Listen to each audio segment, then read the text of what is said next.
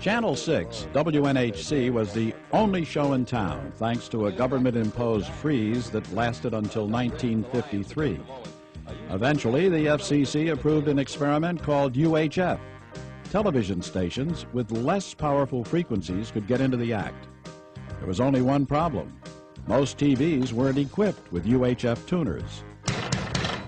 I can remember, let me see, I would have been 6 years old. I can remember the TV repairman asking my mom if she wanted to have UHF so she could see this local Bridgeport station.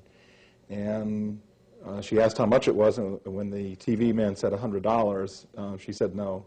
New station owners, however, were optimistic that somehow their shows would ultimately reach your living rooms.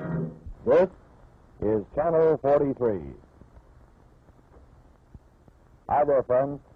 This is Raleigh Dunlap, speaking for the whole gang of us here at WICC. We're all pretty proud of our plant up here on Booth Hill. We'd like to have you see more of it. So why don't you step right through that television screen and come with me. The new Bridgeport TV station was prepared to reach great heights with the technology despite its shortcomings. You'll see you'd have to tune the dial here, and it was very difficult to tune in a station. It's like a radio dial. And say if you wanted Channel 43, you'd get the perfect picture, but you wouldn't have a voice, and then when you turn the dial a little bit to try to get the voice, the picture would become snowy. Here in the newsroom, editor Bill Whalen and his staff prepare over 30 newscasts a day for radio and television. If it happens in or around Bridgeport, these men will know about it. And if they know about it, so will you. In only a few moments, what they are doing now will result in this. This is Bill Whalen speaking for the WICC TV News Service.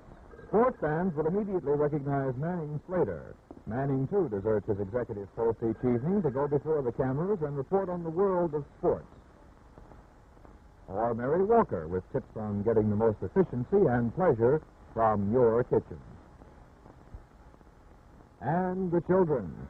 Not until WICC TV went on the air was it possible for the young people of this area to participate in television programs. The poise and personality they develop in this sort of activity is invaluable, and the pleasure the grown-ups get out of watching them comes from programs you can find only on a hometown television station.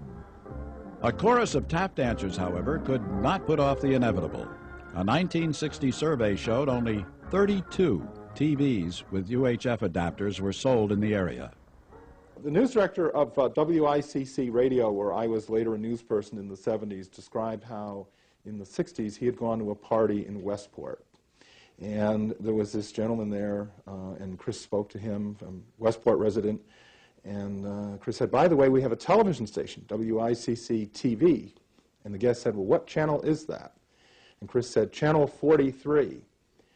And the guest, not being facetious, but just not knowing, said with a straight face, oh, here in Westport, we don't receive any of those UFO channels. Eventually, VHF competition from New York was too much, even for the UFO's biggest stars. If you were to drop in person at our studios, you might find the irrepressible Bob Crane before the cameras. Earlier, we saw Bob in his more serious role as a program executive. Here we see that as long as there's an audience around, Bob will be the personality more people listen to on their radios every morning than any other performer on the air. Now, Bob makes many new friends on Channel 43. One of Crane's old friends is still with WICC Radio as a traffic reporter, Morgan Kaolian. He started as the television station's art director and remembers Crane, who later went on to become the star of TV's Hogan's Heroes. Bob Crane always said, Morgan, he said, you're going to come with me if I ever make it in Hollywood. And he never called me. And no one called the station when its owner made a fantastic offer. He subsequently put a sign on the television screen. Anyone watching this call in immediately and you will receive $100, no questions asked. And he didn't get one call, which led us to believe that we had a very, very small audience. Soon the station would go off the air, and all remnants of its existence, save this film, went up in smoke during a spectacular fire in 1966.